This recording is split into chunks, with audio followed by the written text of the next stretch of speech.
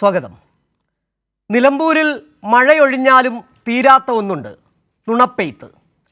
ഉപതെരഞ്ഞെടുപ്പിലെ 4 വോട്ടിനു വേണ്ടി ഒരു മുന്നണിയിലെ പ്രമുഖ പാർട്ടിയിലെ നേതാക്കൾ നടത്തിയ നുണപ്പെരുമഴകൾ ഇപ്പോഴും തകർത്ത് പെയ്യുകയാണ്.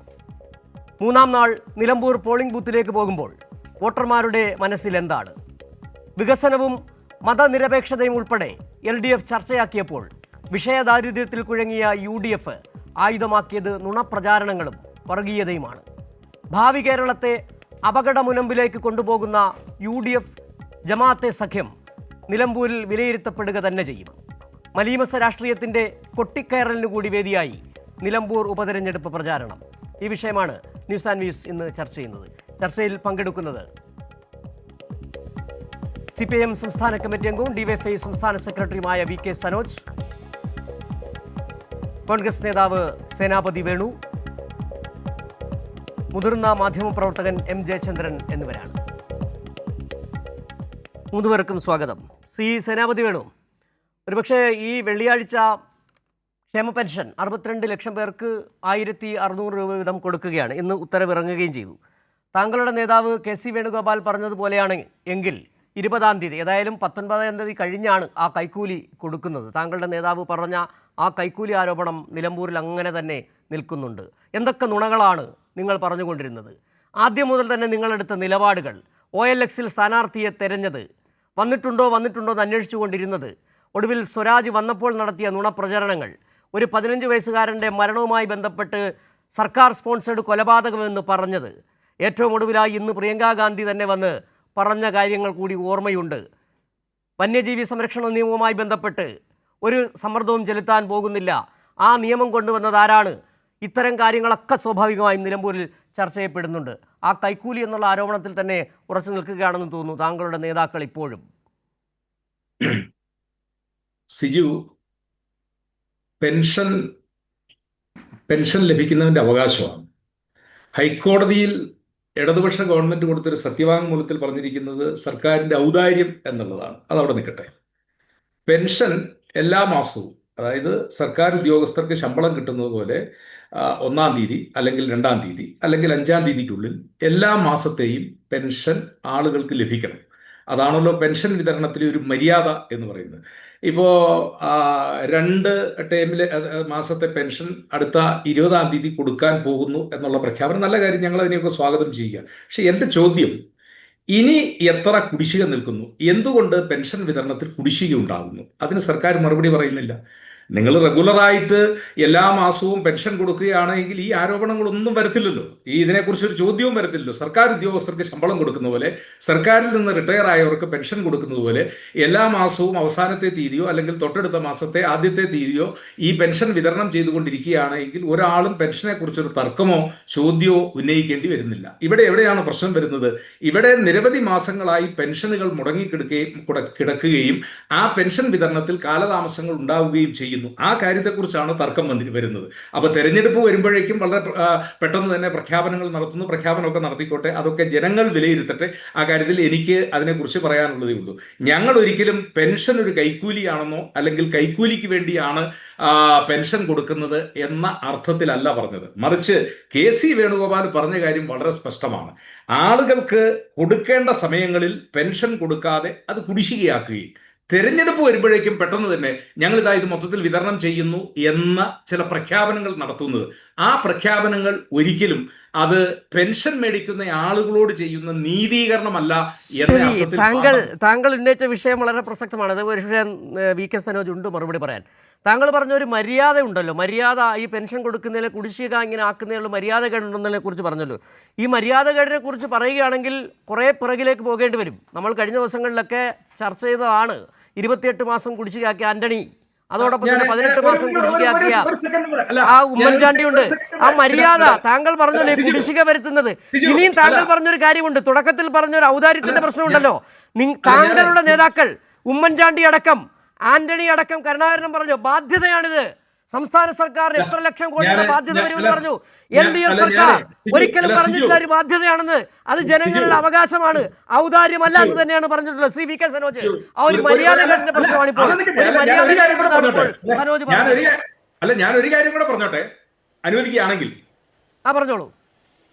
ഈ ഉമ്മൻചാണ്ടിയുടെ കാലഘട്ടത്തിൽ കുടിശ്ശിക ഉണ്ടായിരുന്നു, അല്ലെങ്കിൽ മുൻ ഗവൺമെന്റിന്റെ കാലത്ത് കുടിശ്ശിക ഉണ്ടായിരുന്നു എന്ന് പറയുമ്പോൾ എത്ര മാസത്തെ? 28 മാസത്തെ എന്ന് പറ്റി അദ്ദേഹം അന്ന് പറഞ്ഞത്. 18 എന്നാണ് വേറെ ജില്ല പറയുന്നത്. ഞാൻ ചോദിക്കുന്ന, അന്ന് കേരളത്തിലൊരു പ്രതിപക്ഷവും അതോടൊപ്പം തന്നെ CPM എന്ന് പറയുന്ന ഒരു സംഘടനയും അവരുടെ ഈ പെൻഷൻകാരുടെ സംഘടനകളൊക്കെ ഉണ്ടായിരുന്നല്ലോ. ഏതെങ്കിലും ഒരു സമരം ഞങ്ങൾക്ക് പെൻഷൻ കുടിശ്ശിക വന്നതിന്റെ പേരിൽ നടത്തിയതായിട്ട് അങ്ങയുടെ അറിവിലുണ്ടെങ്കിൽ പറയുക. അതിന് മറുപടി ഉണ്ട് സേനാപതി. അന്ന് ഈ പെൻഷൻ എന്ന് പറയുന്നത് കൃത്യമായി കിട്ടുന്ന ഒരു സാധനമാണെന്ന് കേരളത്തിലെ ജനങ്ങൾക്ക് അറിയില്ലായിരുന്നു. UDF വരുമ്പോഴൊക്കെ 28-18 മാസം കുടിശ്ശിക. ഇവിടെ LDF സർക്കാർ എപ്പോഴൊക്കെ അധികാരത്തിൽ വന്നിട്ടുണ്ടോ അപ്പോഴൊക്കെ പെൻഷൻ കൃത്യമായി കൊടുക്കുന്നുണ്ട്. ഇപ്പോൾ ഏറ്റവും ഒടുവിലായി 1 മാസം കൊടുക്കാനുണ്ടെന്നാണ് ഞാൻ മനസ്സിലാക്കുന്നത്. അതായത് VK സനോജ് ഉണ്ട്. സനോജ്, ഈ സേനാപതി വേണു പറഞ്ഞതിൽ നിന്ന് തന്നെ തുടങ്ങാം മറുപടി.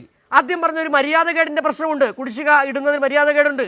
പിന്നെ കൈക്കൂലി അല്ല, അത് ഈ തെരഞ്ഞെടുപ്പ് കാലത്ത് പറയുന്നതാണ് പ്രശ്നമെന്നാണ് ഇപ്പോൾ സേനാപതി വേണു പറയുന്നത്. എന്തായാലും KC വേണുഗോപാലിൻ്റെ അതേ നിലപാടിൽ സേനാപതി വേണു ഉറച്ചു നിൽക്കുന്നില്ല. KC വേണുഗോപാൽ ഇപ്പോഴും അങ്ങനെ തന്നെയാണ്. എനിക്ക് തോന്നുന്നു ഏറ്റവും ഒടുവിലായി ലൈഫ് മിഷനെ കുറിച്ചടക്കം ഇന്നതോ മാധ്യമത്തിൽ KC വേണുഗോപാൽ പറഞ്ഞിട്ടുണ്ടെന്ന് തോന്നുന്നു. ജനങ്ങളെ മോഹവിലയിലാക്കുന്ന എന്തോ ഏർപ്പാടാണ് ഈ ലൈഫ് മിഷൻ പദ്ധതി എന്ന് പറഞ്ഞിട്ടുണ്ട്. അതിലേക്ക് നമുക്ക് പിന്നെ വരാം. ഏതായാലും സേനാപതി വേണുവിന് മറുപടി പറയാം ആ മര്യാദകേടിനെ പറ്റി.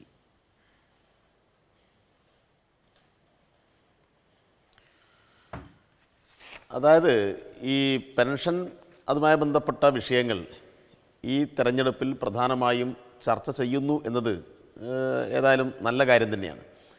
നേരത്തെ UDF ഭരിക്കുന്ന ഘട്ടത്തിൽ 32 ലക്ഷം ആളുകൾക്കായിരുന്നു പെൻഷൻ കൊടുത്തത്. ഇപ്പോൾ ഏതായാലും അത് 62 ലക്ഷം ആളുകൾക്ക് കൊടുക്കുന്ന ഒരു പദ്ധതിയായി അത് മാറിയിട്ടുണ്ട് എന്ന കാര്യം ആർക്കും നിഷേധിക്കാൻ വേണ്ടി കഴിയാത്ത ഒന്നാണ്. ഇവിടെ ഇപ്പോൾ പെൻഷൻ എന്ന് പറയുമ്പോൾ വിവിധ പെൻഷനുകളുണ്ട്. വിധവാ പെൻഷനുണ്ട്. വിധവാ പെൻഷൻ വാങ്ങുന്നത് കേരളത്തിൽ 6.8 ലക്ഷം ആളുകളാണ്. അതിനകത്ത് കേന്ദ്രത്തിൻ്റെ സംഭാവന എന്ന് പറയുന്നത് കേവലം 300 രൂപ മാത്രമാണ്. ബാക്കി തുക പൂർണ്ണമായിട്ടും സംസ്ഥാന ഗവൺമെൻറ്റാണ് കൊടുക്കുന്നത്. വാർദ്ധക്യകാല പെൻഷൻ കേന്ദ്രം കൊടുക്കുന്നത് 200 രൂപ മാത്രമാണ്. 3.4 ലക്ഷം ആളുകൾക്കാണ് വാർദ്ധക്യകാല പെൻഷൻ കൊടുക്കുന്നത്. 80 വയസ്സിന് മുകളിലുള്ള ആളുകളുടെ പെൻഷനുണ്ട്. അത് 1.16 ലക്ഷം ആളുകൾക്കാണ് കേരളത്തിൽ നിലവിൽ കൊടുക്കുന്നത്. അതിന് 500 രൂപയാണ് കേന്ദ്രം കൊടുക്കുന്നത്. വികലാംഗ പെൻഷൻ എന്ന് പറയുമ്പോൾ 66,928 പേർക്കാണ് കേരളത്തിൽ പെൻഷൻ കൊടുക്കുന്നത്. അത് കേവലം 300 രൂപ മാത്രമേ കേന്ദ്ര സർക്കാർ കൊടുക്കുന്നുള്ളൂ. അപ്പോൾ ഇങ്ങനെ വിവിധ പെൻഷനുകൾ ഉണ്ട് എന്ന കാര്യം നമുക്കറിയാം. ഈ വിവിധ പെൻഷനുകളുടെ ഭാഗമായി ചില പെൻഷനുകൾ 18 മാസം വരെ മുടങ്ങിയിരുന്നു എന്നത് ഒരു യാഥാർത്ഥ്യമായിട്ടുള്ള കാര്യമാണ്. ആ യാഥാർത്ഥ്യം എങ്ങനെയാണത് കൂടുതൽ തെളിയിക്കുക എന്ന് ചോദിച്ചാൽ 2016 ഇടതുപക്ഷ ജനാധിപത്യ മുന്നണി ഗവൺമെൻറ് വരുന്നു. അപ്പോൾ ഇപ്പോൾ സേനാപതി വേണു ചോദിച്ചു, എന്തുകൊണ്ട് നിങ്ങൾ സമരം നടത്തിയിട്ടില്ല? ഞങ്ങൾ അതിശക്തമായ സമരം നടത്തിയിട്ടുണ്ട്. ആ 2016 നിയമസഭാ തെരഞ്ഞെടുപ്പിൽ പ്രധാനമായിട്ടും കോൺഗ്രസ്സിന് UDFന് വലിയ പരാജയം ഏറ്റുവാങ്ങേണ്ടി വന്നതിൽ ഒരു പ്രധാനപ്പെട്ട കാരണം പെൻഷൻ മുടങ്ങിയത് ഉൾപ്പെടെയുള്ള കാര്യങ്ങളാണ്. അപ്പോൾ ഗവൺമെൻറ് 2016 ഇടതുപക്ഷം അധികാരത്തിൽ വരുന്നു. ആ ഇടതുപക്ഷം അധികാരത്തിൽ വന്ന ഘട്ടത്തിൽ 15,000 രൂപ വരെ പെൻഷൻ കൊടുത്തു എന്ന് വളരെ കൃത്യമായിട്ടും നമുക്ക് സർക്കാർ രേഖകൾ നോക്കിയാൽ കാണാൻ വേണ്ടി കഴിയുമല്ലോ. ഇപ്പോൾ 15,000 രൂപ വരെ പെൻഷൻ വാങ്ങിയ ആളുകളുണ്ട്. അത് കുടിശ്ശികയല്ല എന്ന് പറയാൻ വേണ്ടി കഴിയുമോ? അപ്പോൾ 15,000 രൂപ കൊടുക്കുന്ന സന്ദർഭത്തിൽ ഇപ്പോൾ സേനാപതി വേണുവിൻ്റെ വാദം നോക്കിക്കഴിഞ്ഞാൽ അന്ന് തെരഞ്ഞെടുപ്പുണ്ടായിരുന്നു. ഇന്നിപ്പോൾ 2 മാസത്തെ കുടിശ്ശിക തീർത്ത് കൊടുക്കുമ്പോൾ തെരഞ്ഞെടുപ്പ് മുന്നിൽ കണ്ടെന്ന് പറയുമ്പോൾ 15,000 രൂപ കൊടുത്ത ഘട്ടത്തിൽ തെരഞ്ഞെടുപ്പുണ്ടായിട്ടില്ല. പിന്നെയും വിവിധ ഘട്ടങ്ങളിൽ നമ്മുടെ കുടിശ്ശിക വന്ന ഘട്ടങ്ങളിൽ കൊടുത്തല്ലോ.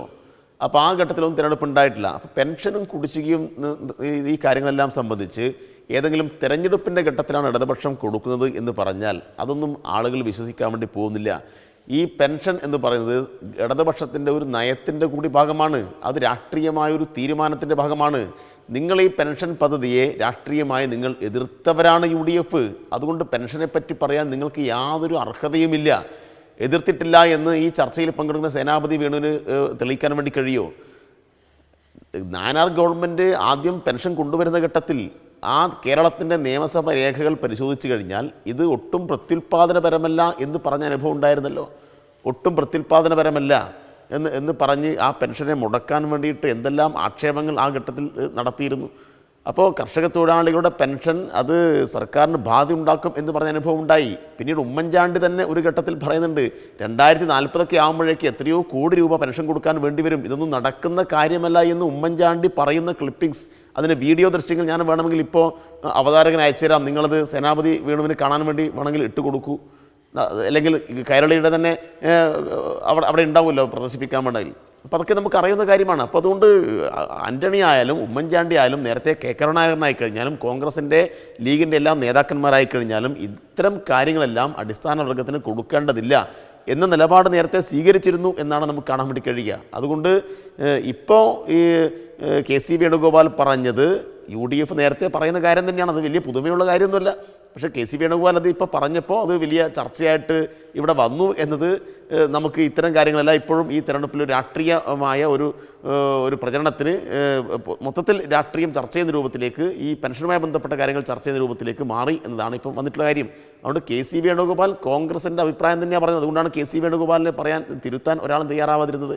കെ സി വേണുഗോപാൽ മാത്രമല്ല, ജനങ്ങളുമായി ബന്ധപ്പെട്ട് നിൽക്കുന്ന പല ആനുകൂല്യങ്ങളും റദ്ദ് ചെയ്യണം എന്ന് പരസ്യമായി പ്രസംഗിച്ച കുറേ ആളുകൾ നേരത്തെ ഉണ്ടല്ലോ. ഇവരുടെ UDFൻ്റെ പ്രധാനപ്പെട്ട നേതാവായിരുന്നല്ലോ എം എം ഹസൻ നേരത്തെ കണ്ണൂരിൽ വെച്ച് നടത്തിയൊരു പത്രസമ്മേളനത്തിൽ ഞങ്ങൾ അധികാരത്തിൽ വന്നാൽ ലൈഫ് പദ്ധതി നിർത്തലാക്കും എന്ന് പറഞ്ഞിട്ടുണ്ട്. ഇല്ല എന്ന് പറയാൻ കഴിയുമോ സേനാപതി വേണുവിന്? അതിൻ്റെയും വീഡിയോ ദൃശ്യങ്ങൾ ഞാൻ വേണ്ടി ഇപ്പോൾ അയച്ചു തരാം. ഞങ്ങൾ അധികാരത്തിൽ വന്നാൽ 5 ലക്ഷം ആളുകൾക്ക്, അപ്പോൾ ആ ഘട്ടത്തിൽ ഇപ്പോൾ ഏതാണ്ട് 7 ലക്ഷം ആളിലേക്ക് പോവുകയാണ്. അപ്പോൾ കേരളത്തിൽ 5 മുതൽ 7 ലക്ഷം വരെ ആളുകൾക്ക്, 5 ലക്ഷം ആളുകൾക്ക് ഇപ്പോൾ തന്നെ കിട്ടിക്കഴിഞ്ഞു. 7 ലക്ഷം ആളുകൾക്ക് അടുത്തൊരു 2-3 മാസം കൊണ്ട് കിട്ടാൻ വേണ്ടി പോവുകയാണ്. അത്രയും ലക്ഷം ആളുകൾക്ക് വീട് നിർമ്മിച്ചു കൊടുത്ത ലൈഫ് പദ്ധതി ഞങ്ങൾ അധികാരത്തിൽ വന്നാൽ എടുത്തു കളയും എന്ന് പറഞ്ഞിട്ടുണ്ട്. ഇന്നിപ്പോൾ കെ സി വേണുഗോപാൽ തന്നെ വീണ്ടും ലൈഫ് പദ്ധതിയെ അധിക്ഷേപിക്കുന്ന രൂപത്തിലുള്ള പ്രസ്താവന നടത്തിയിട്ടുണ്ട്. അപ്പോൾ ജനങ്ങളുമായി ബന്ധപ്പെട്ട് നിൽക്കുന്ന ജനങ്ങളുടെ ക്ഷേമ പ്രവർത്തനത്തെ, അതുമായി ബന്ധപ്പെട്ട പദ്ധതികളെ അങ്ങേയറ്റം അവജ്ഞയോടുകൂടി, പുച്ഛത്തോടു കൂടിയിട്ടാണ് നിങ്ങൾ പല ഘട്ടത്തിലും കണ്ടിട്ടുള്ളത്. അത് പഴയ നിയമസഭാ രേഖ മുതൽ ഇന്നത്തെ കെ സി വേണുഗോപാലിൻ്റെ പ്രസ്താവന ഉൾപ്പെടെയുള്ള കാര്യങ്ങൾ അതിലേക്കാണ് വിരൽ ചൂണ്ടുന്നത്. അതുകൊണ്ട് പെൻഷൻ്റെ കാര്യത്തിൽ എന്തോ അഫിഡവിറ്റ് കൊടുത്തു എന്നൊക്കെ പറഞ്ഞിട്ട് ഇടതുപക്ഷത്തെ അങ്ങനെ ആക്ഷേപിക്കാൻ നോക്കിയാൽ ഇതെല്ലാം വാങ്ങുന്ന ഏതാണ്ട് 62 ലക്ഷത്തിൽ പരം വരുന്ന ആളുകളുണ്ട്. അവരെല്ലാം ഈ കാര്യങ്ങൾ അവരുടെ ജീവിത അനുഭവത്തിൽ ബോധ്യപ്പെടുന്ന കാര്യമാണ് എന്നാണ് അത് സംബന്ധിച്ച് ഇവിടെ ഈ തെരഞ്ഞെടുപ്പിൽ മുതിർന്ന മാധ്യമപ്രവർത്തകൻ എം ജയചന്ദ്രൻ കൂടി നമുക്ക് ചേരുന്നു. ശ്രീ ജയചന്ദ്രൻ, ഒരുപക്ഷേ നിലമ്പൂർ ഉപതെരഞ്ഞെടുപ്പിൽ സ്വാഭാവികമായി ഏത് ഉപതെരഞ്ഞെടുപ്പിലും ചർച്ച ചെയ്യപ്പെടുന്നത് ആ മണ്ഡലവുമായി ബന്ധപ്പെട്ട ചില കാര്യങ്ങൾ കൂടിയാകും. ഒന്നുകിൽ ആ മണ്ഡലത്തിൻ്റെ വികസന, മുരടിപ്പടക്കമുള്ള വിഷയങ്ങൾ ചർച്ച ചെയ്യും. ഇവിടെ നോക്കൂ, തുടക്കം മുതൽ ആദ്യമേ സ്ഥാനാർത്ഥിയെ പ്രഖ്യാപിക്കുന്നു UDF, ആര്യടൻ ഷൗക്കത്തിനെ സ്ഥാനാർത്ഥിയായി പ്രഖ്യാപിക്കുന്നു. അതിനുശേഷം വലിയ തരത്തിലുള്ള കോലാഹലങ്ങൾ. എവിടെ OLX കൊടുക്കൂ, LDFിൻ്റെ സ്ഥാനാർത്ഥിയെ കാണുന്നില്ലല്ലോ. പിന്നീട് നുണകളുടെ ഒരു പെരുമഴയായിരുന്നു. അതിലാദ്യം തുടങ്ങുന്നു മുഖ്യമന്ത്രിയുടെ ഒരു പ്രസ്താവന എടുത്തു വെച്ച് മലപ്പുറം എന്ന് പറയുന്ന ജില്ലയെ അപമാനിച്ചു മുഖ്യമന്ത്രി. അത് ചർച്ചയിലേക്ക് വന്നപ്പോൾ ആരാണ് മലപ്പുറം ജില്ലയ്ക്ക് അതിൽ നിലകൊണ്ടത് എന്ന ചോദ്യങ്ങളിലേക്കും അതിൻ്റെ യാഥാർത്ഥ്യങ്ങളിലേക്കും വരികയുണ്ടായി. ക്ഷേമ പെൻഷനുമായി ബന്ധപ്പെട്ട് കെ സി വേണുഗോപാൽ ഉന്നയിച്ച ആ പ്രസ്താവന, 62 ലക്ഷം പേരെ അപമാനിക്കുന്ന ആ പ്രസ്താവന, അത് വന്നപ്പോഴാണ് വലിയ അർത്ഥത്തിൽ കേരള ജനതയ്ക്ക് ബോധ്യപ്പെട്ടത് ആരാണ് കൃത്യമായി പെൻഷൻ കൊടുക്കുന്നത്, ആരാണ് കുടിശ്ശിക വരുത്തിയത്, ആരാണ് ഇതിനെതിരായി നിന്നത്, ഈ ജനങ്ങളാകെ ബാധ്യതയുണ്ട് എന്ന് പറഞ്ഞത് ആരാണെന്ന് ബോധ്യപ്പെടുകയും ചെയ്തു. അതിനുശേഷം നമ്മൾ കണ്ടതാണ് 15 വയസ്സുകാരൻ അനന്തുവിൻ്റെ മരണവുമായി ബന്ധപ്പെട്ട് സർക്കാർ സ്പോൺസേഡ് കൊലപാതകം എന്ന് പറഞ്ഞുകൊണ്ട് നടത്തിയ വലിയ കോലാഹലങ്ങൾ. അതിൽ ചാമക്കാലയിൽ തുടങ്ങി ഏറ്റവും ഒടുവിലായി ഇന്ന് പ്രിയങ്ക ഗാന്ധി വരെ നുണകൾ പടച്ചുവിടുകയായിരുന്നില്ലേ? ഏതെങ്കിലും വിഷയം അവർക്കുണ്ടായിരുന്നു? ഒരു മുതിർന്ന മാധ്യമപ്രവർത്തക എന്ന രീതിയിൽ താങ്കൾക്ക് വിലയിരുത്താൻ കഴിയുന്നത് നിലമ്പൂർ ഉപതെരഞ്ഞെടുപ്പ്, അതായത് ഇനി 3-ാം ദിവസം പോളിംഗ് ബൂത്തിലേക്ക് പോകുമ്പോൾ വളരെ കൃത്യമായി തന്നെ വിലയിരുത്തപ്പെടുന്ന വിഷയങ്ങൾ എന്തൊക്കെയായിരിക്കും ശ്രീ എം ജയചന്ദ്രൻ?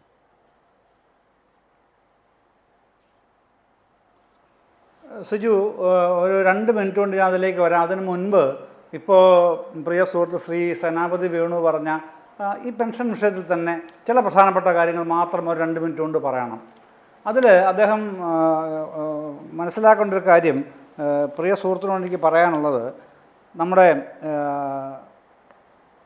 2015 ജൂലൈ 2-ന് നിയമസഭാ സമ്മേളനത്തിൽ അന്ന് ആലപ്പുഴ MLA ആയിരുന്ന ഡോക്ടർ TM തോമസ് ഐസക് ചോദ്യം നമ്പർ 322 പെൻഷൻ കുടിശ്ശികയെ സംബന്ധിച്ചാണ് ചോദ്യം. ആ ചോദ്യത്തിന് മുനീറിനോടാണ് ചോദിക്കുന്നത്. അദ്ദേഹമാണല്ലോ സോഷ്യൽ ജസ്റ്റിസ് സാമൂഹ്യനീതി വകുപ്പ് മന്ത്രി, പെൻഷൻ്റെ ചുമതലയും. അപ്പം മുനീർ പറയുന്നു 8 മുതൽ 10 മാസം വരെ കുടിശ്ശികയുണ്ടെന്ന് ജൂലൈ 2, 2015 പറയുന്നു. ഒന്ന് കുറിച്ചാണ് വേണമെങ്കിൽ ശ്രീ സേനാപതി വേണുവിന് അത് അദ്ദേഹത്തോട് പറയുന്നത്. തൊട്ടടുത്ത വർഷം ഫെബ്രുവരി 2016, ഫെബ്രുവരി 16, 2016, അതായത് ഇലക്ഷനിലേക്ക് പോകുന്നതിനുള്ള മാസങ്ങൾക്ക് മുമ്പുള്ള സമയത്താണ്. അന്ന് അസംബ്ലി കൂടുമ്പോൾ അന്ന് MLA ആയിരുന്ന KK ജയചന്ദ്രൻ്റെ, ഉടുമ്പൻചോല MLA ആയിരുന്ന KK ജയചന്ദ്രൻ്റെ ചോദ്യത്തിന് MK മുനീറിൻ്റെ തന്നെ മറുപടി. പെൻഷൻ കുടിശ്ശിക എത്രയുണ്ട് നിലവിൽ എന്നുള്ളതാണ് ചോദിക്കുന്നത്. അതിൻ്റെ തൊട്ട് തലേവർഷത്തെ ഞാൻ പറഞ്ഞല്ലോ, തോമസ് ഐസക്കിൻ്റെ ചോദ്യത്തിലുള്ള മറുപടി 8 മുതൽ 10 വരെ മാസം കുടിശ്ശികയുണ്ട്. അടുത്ത വർഷം ചോദിക്കുകയാണ്, കെ ജയചന്ദ്രൻ ചോദിച്ചപ്പോൾ പെൻഷൻ കുടിശ്ശികയുടെ തുക പറയുകയാണ്. എത്രയാണെന്നറിയാമോ? 1397.70 കോടി രൂപ. 1397.70 കോടി രൂപ പെൻഷൻ കുടിശ്ശികയുണ്ട് എന്ന് പറയുന്നത് ഡോക്ടർ M.K. മുനീർ. തീയതി ഞാൻ വീണ്ടും ഒന്നുകൂടെ പറയാം, ഫെബ്രുവരി 16, 2016. ഇത് രണ്ടും ഒരു പ്രധാനപ്പെട്ട സംഗതി. പിന്നെ 2015 ഡിസംബർ 23 ക്യാബിനറ്റ് ബ്രീഫിങ്ങിൽ അന്നത്തെ മുഖ്യമന്ത്രി ഉമ്മൻചാണ്ടി പറയുന്നൊരു പ്രധാനപ്പെട്ട കാര്യമുണ്ട്. താന് ഇനി മുതൽ തൻ്റെ ശമ്പളം വാങ്ങുന്നത് എല്ലാ മാസവും ക്ഷേമ പെൻഷൻ കൊടുത്തിട്ടേ വാങ്ങൂ എന്ന് പറയുന്ന അന്നത്തെ മുഖ്യമന്ത്രി ഉമ്മൻചാണ്ടിയാണ്. ക്യാബിനറ്റ് ബ്രീഫിങ്ങിലാണ് പറയുന്നത് കേട്ടോ. തീയതി 2015 ഡിസംബർ 23. ഇതൊക്കെ രേഖകളാണ് ശ്രീ സേനാപതി വേണു. ഇത് നിയമസഭാ രേഖകളാണ് മുമ്പേ പറഞ്ഞത്. ഇപ്പോൾ ക്യാബിനറ്റ് ബ്രീഫിങ്ങിൻ്റെ രേഖകൾ എവിടെയും തപ്പിയാൽ കിട്ടുമല്ലോ. അത് ഇത്തരത്തിലുള്ള ഇതുമായി ബന്ധപ്പെട്ട് ഒരുപാട് കാര്യങ്ങളുണ്ട് പറയാൻ, പക്ഷേ അത് പറയാനുള്ള സമയം ഇല്ലാത്തതുകൊണ്ട് അത് വിടുന്നു. അപ്പോൾ എത്രയാണ് കുടിശ്ശിക എന്നുള്ളതിൻ്റെ തുക വരെ പറഞ്ഞു കഴിഞ്ഞിട്ടുണ്ട് ഡോക്ടർ മുനീർ. ഐസക്കിൻ്റെ ചോദ്യത്തിന് 8 മുതൽ 10 വരെ മാസം എന്നുള്ള അതും പറഞ്ഞിട്ടുണ്ട്. ഇതൊക്കെ നിൽക്കുന്നു. പിന്നെ താങ്കളൊരു കാര്യം പറഞ്ഞല്ലോ, ഹൈക്കോടതിയിൽ സർക്കാർ പറഞ്ഞു ഇത് ഞങ്ങളുടെ ഔദാര്യമാണ്, അപ്പോൾ അവകാശമാണെന്ന് പറഞ്ഞ് ചെന്നവരോടാണ് പറഞ്ഞത്. എന്തൊരു തെറ്റിദ്ധരിപ്പിക്കലാണ് താങ്കൾ ചെയ്യുന്നതെന്ന് ആലോചിച്ച് നോക്കൂ. ഗവൺമെൻറ് എന്താണ് പറഞ്ഞത്? മറിയക്കുട്ടി ഹൈക്കോടതി ചെന്ന് പറഞ്ഞത് ഇത് ഞങ്ങളുടെ അവകാശമാണ്. ഏതാ പെൻഷൻ കിട്ടുക എന്നുള്ളത് അവകാശമാണ്, അതുകൊണ്ട് അത് എല്ലാ മാസവും 1-ാം തീയതി തരാൻ നിയമപരമായി ഹൈക്കോടതി ഉത്തരവിടണം എന്നാണ് മറിയക്കുട്ടിയും അന്നക്കുട്ടിയും കൂടെ പറഞ്ഞത് അല്ലേ? അപ്പോൾ എന്താണ് അഡ്വക്കേറ്റ് ജനറൽ എന്താണ് പറഞ്ഞത്? അങ്ങനെയല്ല, ഇത് സ്റ്റാറ്റ്യൂട്ടറി പെൻഷൻ അല്ല. എന്തുകൊണ്ടല്ലാത്തത്? ഇവർ ഏതെങ്കിലും തരത്തിൽ ജീവനക്കാരല്ലല്ലോ, നമുക്കെല്ലാം അറിയാം. അതൊരു വെൽഫെയർ മെഷറാണ്, വെൽഫെയർ പെൻഷനാണ് കൊടുക്കുന്നത്, ക്ഷേമ പെൻഷനാണ്. ആ ക്ഷേമ പെൻഷൻ്റെ ഭാഗമായിട്ടാണ് ഇത് ചെയ്യുന്നത്. അത് രാഷ്ട്രീയ തീരുമാനത്തിൻ്റെ ഭാഗമായിട്ടാണ് ക്ഷേമ പെൻഷൻ കൊടുക്കുന്നത്. സ്റ്റാറ്റ്യൂട്ടറി പെൻഷൻ അങ്ങനെയുള്ളതെന്നുള്ളത് താങ്കളും സമ്മതിക്കുമല്ലോ. അത് രാഷ്ട്രീയ തീരുമാനത്തിൻ്റെ ഭാഗമല്ലല്ലോ. ഇത് രാഷ്ട്രീയ തീരുമാനത്തിൻ്റെ ഭാഗമായിട്ടാണ് ക്ഷേമ പെൻഷൻ കൊടുക്കുന്നത്. ഇതാണ് ഗവൺമെൻറ് ഹൈക്കോടതി പറഞ്ഞത്, ഹൈക്കോടതി അംഗീകരിച്ചതും നമ്മൾ കണ്ടതല്ലേ അത്. എന്നിട്ട് വീണ്ടും താങ്കൾ ചർച്ചയിൽ വന്നിരുന്ന് ഗവൺമെൻറ് അങ്ങനെ പറഞ്ഞില്ലേ എന്ന ഒരു ഗവൺമെൻറ്റിനെ, കേരള സർക്കാരിനെ അപമാനിക്കാൻ നോക്കുന്നത്. ഏതെങ്കിലും ഭരണാധികാരിയെയോ അല്ലെങ്കിൽ നേതാക്കളെ അപമാനിക്കുന്നതാണൊക്കല്ല, ഒരു സർക്കാരിനെ അപമാനിക്കാൻ നോക്കുന്നത്. ഹൈക്കോടതിയിൽ സർക്കാർ അങ്ങനെ പറഞ്ഞില്ലേ എന്നാണ് താങ്കൾ നിർദ്ദയമായി കുറ്റപ്പെടുത്തുന്നത്. അങ്ങനെ നിർദ്ദയമായി പറയുമ്പോൾ അങ്ങനെയല്ല വസ്തുത എന്നുള്ളത് നമുക്കറിയാവുന്നിരിക്കെ അത് പറയാതിരിക്കുന്ന മര്യാദയല്ല. അതുകൊണ്ടാണ് ഞാൻ കൃത്യമായിട്ടത് പറഞ്ഞത്. സിജു ചോദ്യത്തിലേക്ക് വന്നാൽ ഇവിടെ പ്രശ്നം എന്താണെന്നറിയോ സിജു? എന്തൊക്കെയായിരുന്നു നേരത്തെ നിലമ്പൂർ ഇലക്ഷന് മുമ്പ് നമ്മൾ കേട്ടത്? ഇവിടെ സംസ്ഥാനം ഭരിക്കുന്ന LDF സർക്കാരിനെതിരെ, മുഖ്യമന്ത്രി പിണറായി വിജയൻ നയിക്കുന്ന സർക്കാരിനെതിരെ ഈ നിരന്തര വിചാരണയുടെ നാളുകളാണ് ഇനി വരാൻ പോകുന്നത്, ഈ ഇലക്ഷൻ തീരുന്നത് വരെ എന്ന് പറഞ്ഞുകൊണ്ടാണല്ലോ ഇറങ്ങിയത്. എന്നിട്ട് പിന്നീടുള്ള നാളുകളിൽ എന്താണ് നിലമ്പൂരും കേരളവും കണ്ടത്? വിഷയദാരിദ്ര്യം എന്നുള്ളതല്ലാതെ, UDFന് വിഷയദാരിദ്ര്യം എന്നുള്ളതല്ലാതെ കൃത്യമായി സ്പെസിഫിക് ആയിട്ട് ഒരു വിഷയത്തിൽ അവർ ഈ പറഞ്ഞതുപോലെ പിണറായി സർക്കാരിനെ, LDF സർക്കാരിനെ വിചാരണ ചെയ്യാൻ അവർക്ക് ഇതുവരെ കഴിഞ്ഞോ? ഇതുപോലുള്ള ഈ വിദണ്ഡവാദങ്ങളാണ്, ക്ഷേമ പെൻഷൻ്റെ കാര്യത്തിലുള്ള കൈക്കൂലി പോലുള്ള കാര്യങ്ങൾ പറഞ്ഞുള്ള വിദണ്ഡവാദങ്ങളാണ് നടത്തിക്കൊണ്ടേയിരിക്കുന്നത്.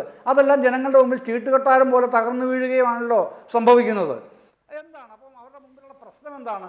ഇപ്പോൾ താങ്കൾ ചോദിച്ചല്ലോ മറ്റേ അനന്തുവിൻ്റെ മരണം, അതാണല്ലോ പ്രിയങ്ക ഗാന്ധി എന്ന് പറഞ്ഞത്. എത്ര കഷ്ടമാണ്. കോൺഗ്രസിൻ്റെ ദേശീയ നേതാവാണ് ആ ബഹുമാന്യ MP. അവരെ കുറിപ്പടി കൊടുത്ത് തെറ്റിദ്ധരിപ്പിക്കുകയാണ്. അവർക്ക് ഇവിടുത്തെ ഗ്രൗണ്ട് റിയാലിറ്റീസ് അറിഞ്ഞുകൂടാ എന്താണെന്നുള്ളത്. മരണം അത് സർക്കാരിൻ്റെ അനാസ്ഥയാണ് എന്ന് എഴുതി കൊടുത്താൽ അവരതല്ലേ പറയൂ. അങ്ങനെ പറഞ്ഞ് നിലമ്പൂരിലെ ജനങ്ങളെയാണ് നിങ്ങൾ ആ തരത്തിൽ വഴിതെറ്റിക്കാൻ നോക്കുന്നത്, പ്രിയങ്ക ഗാന്ധിയെ വഴിതെറ്റിക്കുന്നതിലൂടെ. പക്ഷെ വഴിതെറ്റില്ല എന്താണെന്നുള്ളത് 2 ദിവസം കൊണ്ട് തന്നെ മനസ്സിലായല്ലോ. ഇത് സർക്കാർ സ്പോൺസേഡ് മർഡർ എന്ന് ആദ്യം ജ്യോതികുമാർ ചാമക്കാലയും പിന്നീട് സ്ഥാനാർത്ഥി ആര്യാടൻ ഷൗക്കത്ത് തന്നെയും ചാനലുകളുടെ മുമ്പിൽ നിന്ന് ഗർജിക്കുന്നത് എല്ലാവരും കണ്ടതാണല്ലോ, കേട്ടതാണല്ലോ. പക്ഷേ എന്താണ് പിന്നീടത് ഏറ്റെടുക്കാഞ്ഞത്? ആ സംഭവം അവർ പറഞ്ഞത് ശുദ്ധ നുണയാണെന്നും എന്ന് മാത്രമല്ല അത് ഫോഷ്കാണെന്നും അവിടുത്തെ നിലമ്പൂരിലെ വോട്ടർമാർക്ക് മനസ്സിലായി. അതുകൊണ്ട് തന്നെ ആ പരിപ്പ് അവിടെ വേവില്ല എന്ന് പറഞ്ഞപ്പോഴേക്ക് അതങ്ങ് വാങ്ങിവെച്ചു. പിന്നെ മിണ്ടാനില്ലാതായി. എന്നിട്ടാണ് താങ്കൾ വീണ്ടും വേണുഗോപാലിൻ്റെ ഈ കാപട്യത്തിനെ ഇവിടെ ഇപ്പോൾ ഈ ചർച്ചയിൽ നിന്ന് ന്യായീകരിക്കാൻ ബന്ധപ്പെടുന്നത്. ഇത് പ്രശ്നമെന്ന് പറഞ്ഞാൽ സിജു ചൂണ്ടിക്കാണിച്ച അക്ഷരാർത്ഥത്തിൽ ശരിയാണ്. എന്താണെന്നറിയാമോ? പിന്നെ നേരത്തെ 2 ദിവസം മുമ്പ് വേറൊരു എൻ്റെ ഒരു സ്നേഹിതൻ തന്നെ, കോൺഗ്രസിൻ്റെ നേതാവായിട്ടുള്ള സ്നേഹിതൻ തന്നെ പറഞ്ഞത് ആർ ശങ്കർ മന്ത്രിസഭയുടെ കാലത്താണ് പെൻഷൻ തുടങ്ങിയത്.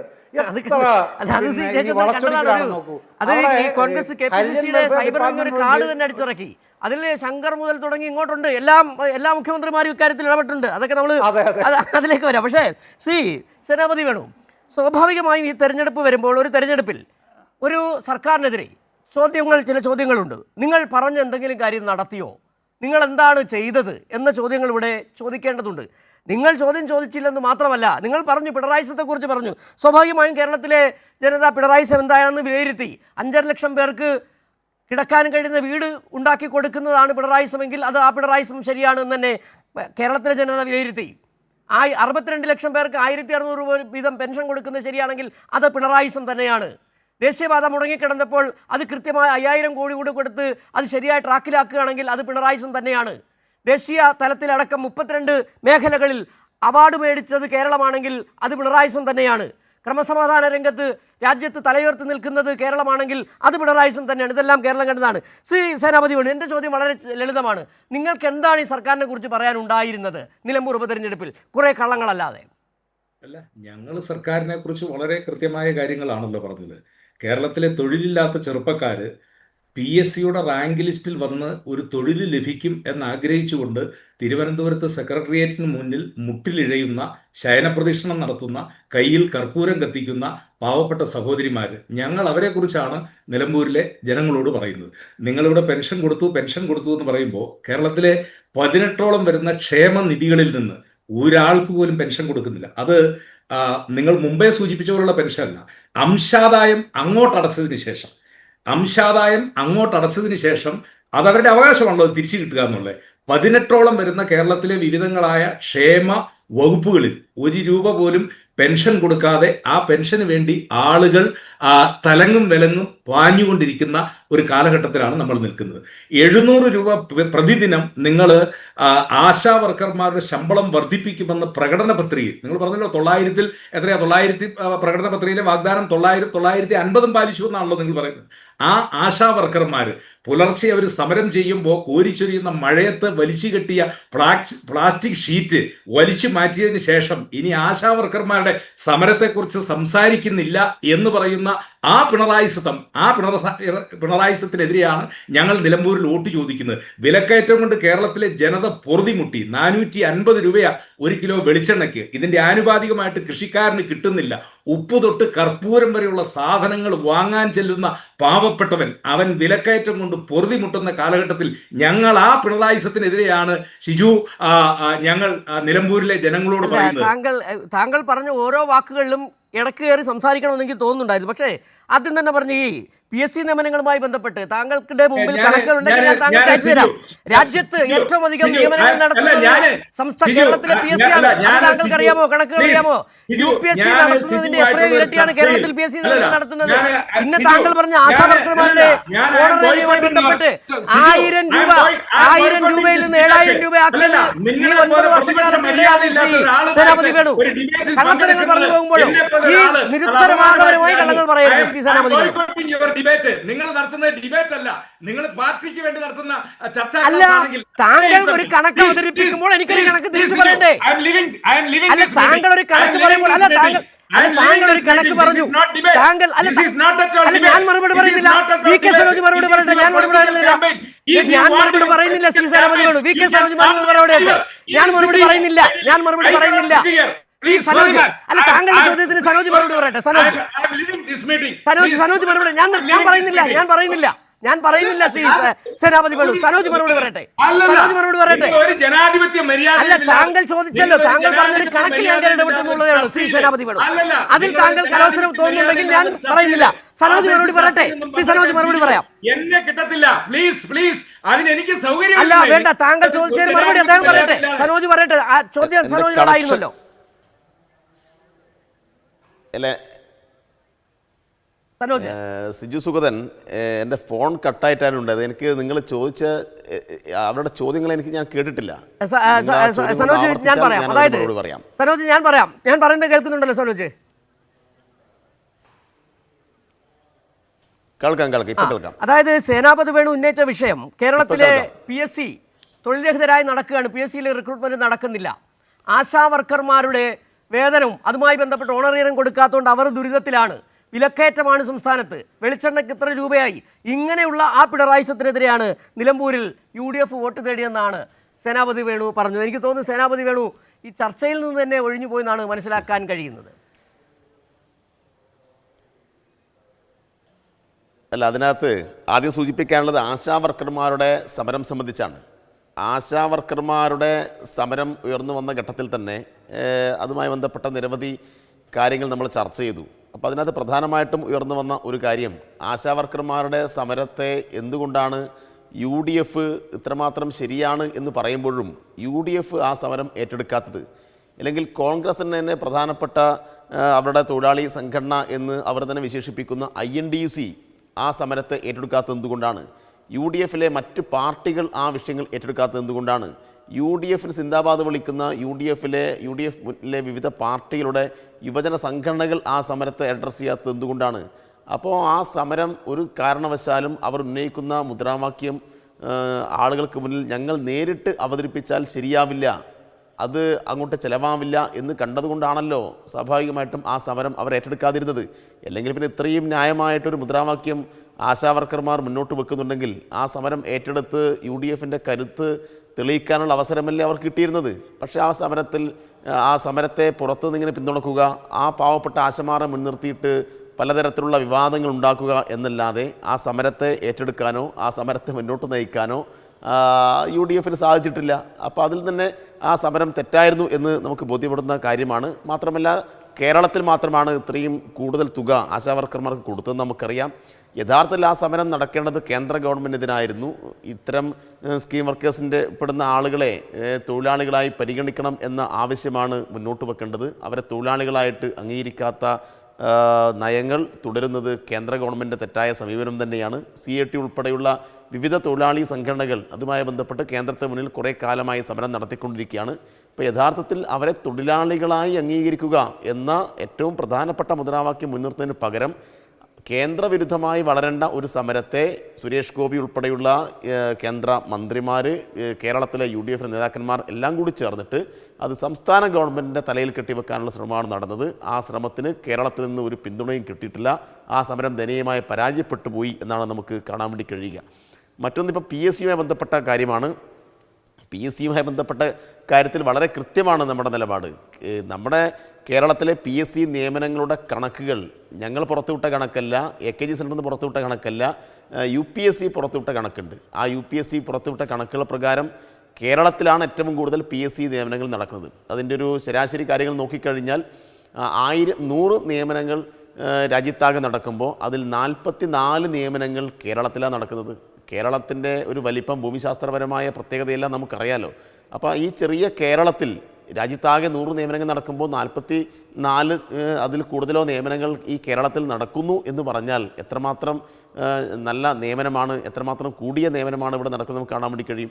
പക്ഷേ അത് അത്രയും നിയമനങ്ങൾ കൊണ്ട് കേരളത്തിലെ ഉദ്യോഗാർത്ഥികളെല്ലാം തൃപ്തിപ്പെടുന്നുണ്ടോ എന്ന് ചോദിച്ചാൽ ഒരിക്കലും തൃപ്തിപ്പെടില്ല. കാരണം കേരളം ഉന്നത വിദ്യാഭ്യാസ മേഖലയിലും മറ്റ് എല്ലാ മേഖലയിലും വലിയ നേട്ടങ്ങൾ കൈവരിച്ച നാടാണ്.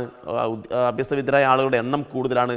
അപ്പോൾ അതിനനുസരിച്ച് അവർക്ക് ജോലി ലഭിക്കേണ്ടതുണ്ട്. പക്ഷേ അവരെല്ലാം ഉൾക്കൊള്ളാനാവുന്ന വിധത്തിൽ നമ്മുടെ സർക്കാർ സംവിധാനം ഇവിടെ ഉണ്ടോ എന്ന് ചോദിച്ചാൽ ഇല്ല. ആകെ കേരളത്തിലെ സർക്കാർ ജീവനക്കാരുടെയും പൊതുമേഖലാ സ്ഥാപനങ്ങളെയും മറ്റെല്ലാ ഇങ്ങനെയുള്ള പൊതുപരീക്ഷകൾ നടത്തി നിയമിക്കുന്ന സീറ്റുകളെല്ലാം പരിഗണിച്ചാൽ കൂടി വന്നാൽ ഒരു 5 ലക്ഷം ആളുകൾക്കാണ് തൊഴിൽ കൊടുക്കാൻ വേണ്ടി കഴിയുക. അപ്പോൾ ഓരോ വർഷവും ഉണ്ടാകുന്ന റിട്ടയർമെൻറ്റും അതിന് ആനുപാതികമായി ഉണ്ടാകുന്ന ഈ മേഖലയിലെ എണ്ണമൊക്കെ നോക്കിക്കഴിഞ്ഞാൽ താരതമ്യേന നമുക്ക് ഉദ്യോഗാർത്ഥികൾ കുറേ പുറത്ത് നിൽക്കേണ്ടി വരുന്ന നിലയുണ്ട്. ആ കാര്യങ്ങളെല്ലാം പരിഗണിച്ചുകൊണ്ടാണ് എല്ലാവർക്കും തൊഴിൽ ലഭ്യമാക്കാൻ ആവശ്യമായ നയങ്ങളും നിലപാടുകളും സ്റ്റാർട്ടപ്പുകളും അതുമായി ബന്ധപ്പെട്ട വ്യവസായ സംവിധാനങ്ങളെല്ലാം കൊണ്ടുവരാൻ ഗവൺമെൻറ് ശ്രമിച്ചുകൊണ്ടിരിക്കുന്നത്. അപ്പോൾ അത്തരം പരിശ്രമങ്ങൾക്ക് ഗവൺമെൻറ് ഇറങ്ങി പുറപ്പെട്ടപ്പോൾ വലിയ അംഗീകാരം കേരളത്തിലെ ചെറുപ്പക്കാർ കൊടുക്കുന്നതിലുണ്ടായി. അതുകൊണ്ടാണ് സ്റ്റാർട്ടപ്പിലെല്ലാം വലിയ മുന്നേറ്റം ഇവിടെ ഉണ്ടായിട്ടുള്ളത്. അതുകൊണ്ട് രാജ്യത്തിൻ്റെ നിയമനങ്ങളുടെ കണക്ക് എങ്ങനെ പരിശോധിച്ച് കഴിഞ്ഞാലും കേരളത്തിൽ അർഹരായ ആളുകളെ നിയമിക്കാൻ PSC സംവിധാനം ഫലപ്രദമാണ്. ആ കാര്യങ്ങളെല്ലാം ഫലപ്രദമായി മുന്നോട്ട് പോകുന്നുണ്ട് എന്ന് നമുക്ക് കാണാൻ വേണ്ടി കഴിയും. ഏത് കണക്കുകൾ പരിശോധിച്ചാലും കേരളം തന്നെയാണ് മുന്നിൽ നിൽക്കുന്നത് എന്നും നമുക്ക് ആ കാര്യത്തിൽ കാണാൻ വേണ്ടി കഴിയും എന്നുള്ളതാണ്. മറ്റൊരു പ്രധാനപ്പെട്ട വിഷയം, തൊഴിലുമായി ബന്ധപ്പെട്ട കാര്യങ്ങൾ പരിഗണിക്കുമ്പോൾ, ചർച്ച ചെയ്യുമ്പോൾ കേന്ദ്ര ഗവൺമെൻറ് കേരളത്തിലെ അല്ലെങ്കിൽ ഇന്ത്യയിലെ അഭ്യസ്തവിദ്യരായ ചെറുപ്പക്കാരോട് കാണിച്ചുകൊണ്ടിരിക്കുന്ന കൊടിയ ക്രൂരത അതുകൂടി നമ്മൾ ചർച്ച ചെയ്യണം.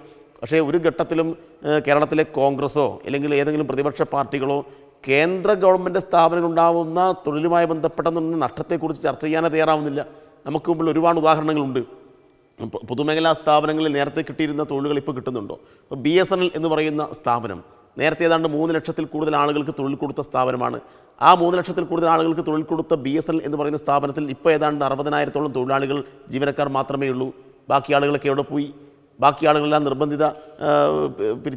നിർബന്ധിതമായിട്ട് അവരെല്ലാം VRS എടുത്ത് പോകുന്ന നിലയുണ്ടായി. അവിടെ പുതിയ തൊഴിലവസരങ്ങൾ ഉണ്ടാക്കുന്നില്ല. യഥാർത്ഥത്തിൽ 3 ലക്ഷം തൊഴിലവസരം എന്ന് പറഞ്ഞാൽ ആളുകളുടെ വീട്ടിൽ പൊതുവിൽ ലാൻഡ് ഫോൺ കണക്ഷൻ മാത്രമുള്ള കാലത്തെ തൊഴിലവസരമാണ്. ഇന്നിപ്പോൾ ഇൻ്റർനെറ്റിൻ്റെ ഉപയോഗം കൂടിയിട്ടുണ്ട്, മൊബൈൽ ഫോണിൻ്റെ എണ്ണം കൂടിയിട്ടുണ്ട്, കണക്ടിവിറ്റി കൂടിയിട്ടുണ്ട്.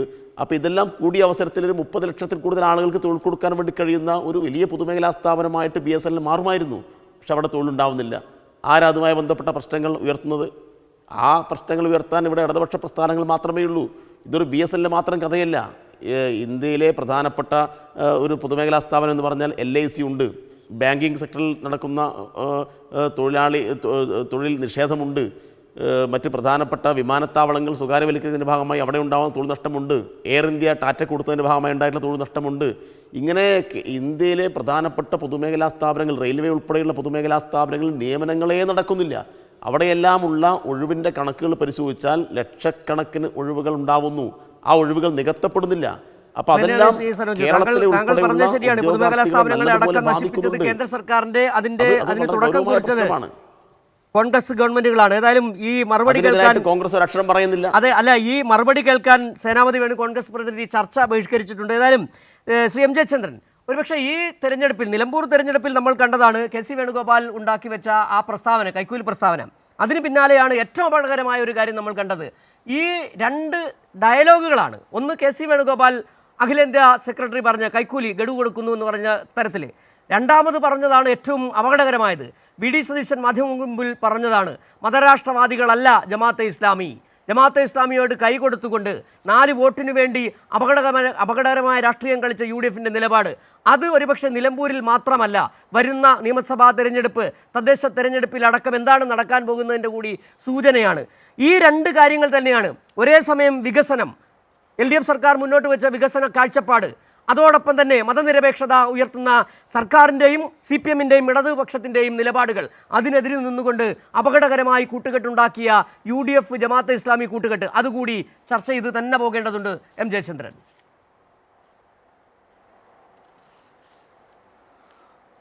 അതെ സിജു, അതിനോടൊപ്പം തന്നെ അതിനു മുമ്പ് ഈ നമ്മുടെ സേനാപതി വേണു എറിഞ്ഞിട്ടിട്ട് പോയ ചില ആക്ഷേപങ്ങളും കൂടെ ഉണ്ട് ക്ഷേമനിധിയുമായിട്ട് ബന്ധപ്പെട്ട്. അതുകൊണ്ടൊന്ന് പറഞ്ഞിട്ട് ഞാൻ ഇതിലേക്ക് വരാം, താങ്കളുടെ ചോദ്യത്തിലേക്ക് വരാം.